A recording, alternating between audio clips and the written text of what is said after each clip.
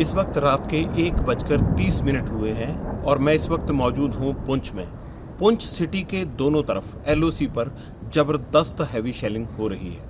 इतना ज़्यादा फायर है कि एक पल के लिए भी आंख बंद करना मुश्किल है और धमाके इतने ज़ोरदार हो रहे हैं कि हर तरफ पूरी घाटी धमाकों से गूंज रही है। और पिछले 2 घंटे से यही आलम है, यही हालात हैं।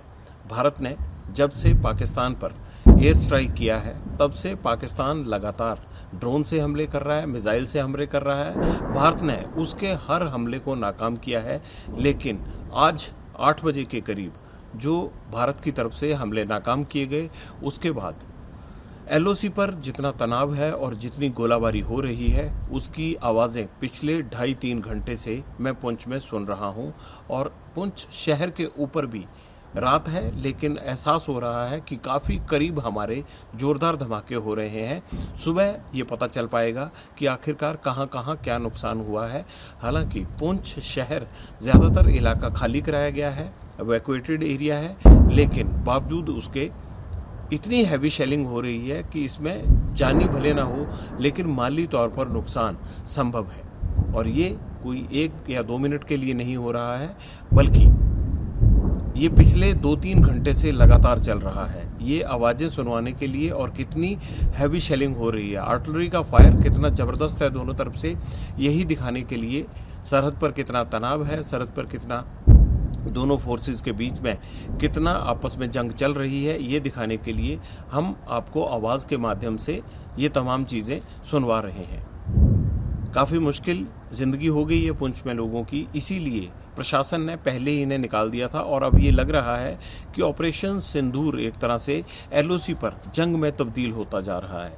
इतना हैवी फायर पिछले 2-2.5 घंटे से जारी है कि इसमें लग रहा है कि काफ़ी ज़्यादा नुकसान हुआ होगा। और भारत ने लगातार अपनी तरफ से जो लाल रंग के हम देखते हैं कि गोल छल्ले और रॉकेट नुमा चीज़ें जो हैं वो पाकिस्तान की तरफ जा रही हैं। भारतीय सेना करारा जवाब दे रही है पाकिस्तान के उन मिसाइल अटैक का जिसे वो जम्मू में, राजस्थान में और पंजाब में अंजाम देने की कोशिश कर रहा है। ये तमाम आवाज़ें आप सुन सकते हैं।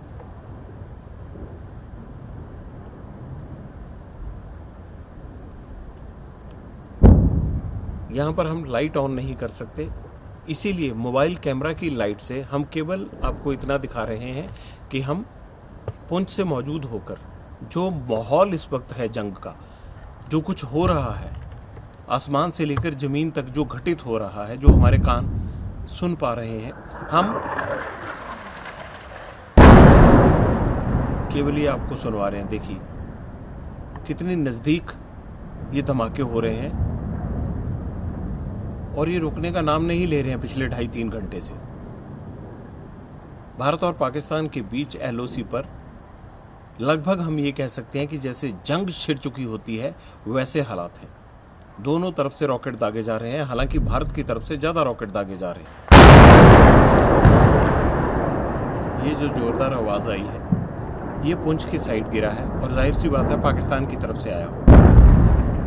ये भारत की तरफ से जवाब दिया गया है। मोटार शेल ऐसे आवाज़ से ऐसे लगता है जैसे मोटार शेल पाकिस्तान की तरफ से छोड़े जा रहे हैं जो 5 किलोमीटर तक की रेंज में होते हैं, जबकि जो भारत की तरफ से ये हैवी फायर हो रहा है भारत की तरफ से। मोटार की जैसे आवाज़ आती है वो तेज़ आवाज़ करते हुए आता है और फिर जहां उसका टारगेट होता है वहां धमाका करता है। जो पुंछ की तरफ आ रहे हैं वो आवाज़ वैसी है, लेकिन जिस तरह से बड़ी बोफोर्स का या फिर जिस तरह से बड़ी आर्टिलरी गन का फायर होता है वो भारत की तरफ से उस तरफ जो लाल रंग के रॉकेट जा रहे हैं वो उस तरह के हैं, उसकी थोड़ी भारी आवाज़ है। जबकि सीटी नुमा आवाज़ करते हुए पाकिस्तान की तरफ से जो शेल आ रहे हैं, जैसा अभी थोड़ी देर पहले आपने सुना, ये पुंछ शहर की तरफ गिर रहे हैं। अब केवल हम आपको इन धमाकों की आवाज़ से एलओसी की स्थिति क्या है उसकी जानकारी देना चाहते हैं। आज रात करीब 8 बजे ये माहौल इस तरह का शुरू हुआ था जब जम्मू में ब्लैकआउट करना पड़ा था, पंजाब में ब्लैकआउट। ये बिल्कुल हमारे 500 मीटर 1 किलोमीटर के रेडियस में धमाके हो रहे हैं जो पाकिस्तान की साइड से आ रहे हैं। आप एक पल के लिए सोच रहे होंगे कि हमें ऐसा नहीं करना चाहिए, लेकिन सवाल यह है कि जहां हम रह रहे हैं इस वक्त हैं, वहां से यही सब आपको दिखा सकते हैं। आप जंग का क्या माहौल होता है सिर्फ उसको महसूस कीजिए। इसमें यह कतई मत सोचिए कि हमें यहाँ से निकल जाना चाहिए, क्योंकि दर्शकों तक हर चीज़ पहुँचाने के लिए जैसे हमारे सेना के जवान लड़ रहे हैं बॉर्डर पर, बस सिर्फ उनके मनोबल को बनाए रखने के लिए ये हमारी एक छोटी सी कोशिश है, उससे ज़्यादा कुछ नहीं है। भारतीय सेना भी लड़ रही है और आप तक जानकारी देने के लिए हमें भी इसी तरह से मोर्चे पर डटना होगा, तभी आपको पता लग पाएगा कि हमारी सेनाएं किस तरह से बॉर्डर पर, चाहे रात हो, दिन हो, बारिश हो, ठंड, किस तरह लड़ती है। आवाज़ों से आप महसूस कीजिए कि जंग होती क्या है। 1:30 हुए थे जब मैंने आपको ये बताना शुरू किया था। ये पाकिस्तान की तरफ से आया है, जो बिल्कुल हमारे नज़दीक आकर तेज़ी से फटता है। ये उस तरफ से आया है क्योंकि हम पुंछ में मौजूद हैं। एलओसी थे तकरीबन 1-2 किलोमीटर 3 किलोमीटर के फासले पर, कहीं ये 5 किलोमीटर का फासला, कहीं 4 किलोमीटर का, कहीं 2 किलोमीटर का, तो हम वहाँ मौजूद हैं। जो बहुत भीषण आवाज़ के साथ हमारे करीब फटता है वो धमाका पाकिस्तान की तरफ से फेंके गए शेल या फिर मोटार का होता है। जो ये हैवी आवाज़ आ रही है ये भारत की तरफ से, जो उस तरफ पाकिस्तान को जवाब दिया जा रहा है, ये उस शेलिंग की आवाज़ है।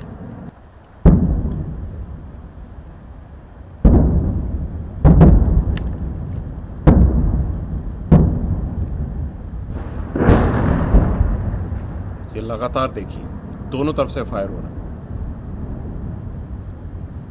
इन धमाकों की आवाज़ सुनकर हमें पिछले 2 दिन में ये एहसास हो गया अब कि कौन सा पाकिस्तान की तरफ से छोड़ा गया शेल है और कौन सा भारत की तरफ से दिया गया करारा जवाब है। उनकी आवाज़ से हम महसूस करने लगे।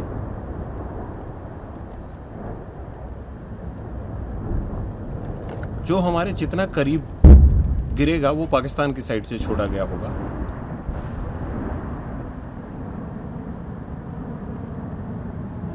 अभी महसूस कीजिएगा,